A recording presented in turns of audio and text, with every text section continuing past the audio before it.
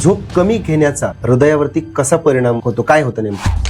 मी आता सगळ्यात एक छोटं हे सांगते, झोप म्हणजे काय. तर नॅचरली देवाने जी झोप ही निर्माण केली आहे त्याचं कारण असं असतं की दिवसभराच्या आपल्या डे टू डे ऍक्टिव्हिटीज आहे त्याच्यात आपल्या पेशी थकून जात असतात, पण त्याला रिपेअरची गरज असते, त्याला विश्रांतीची गरज असते. आणि जेव्हा तुम्ही झोपेतून ही विश्रांती मिळते, हे रिपेअर होतं, परत नंतर जेव्हा तुम्ही सकाळी उठता तेव्हा पुन्हा तुम्ही नव्याने चांगल्या पद्धतीने काम करू शकता. परंतु आजकाल झालंय कसं, लेट ॲट नाईट पर्यंत आम्हाला काम करावं लागतं, 2-2, 3-3 वाजेपर्यंत ठेवतात. काही वेळा तुमचे फॉरेन क्लायंट्स असतात, तुम्ही रात्री उशिरा काम करता, मग तुमचं हे कुठतरी क्लॉक बिघडलं जातं. कारण झोप मुळात जर अपुरी असेल तर इन्फ्लमेशन इज मोस्ट कॉमन.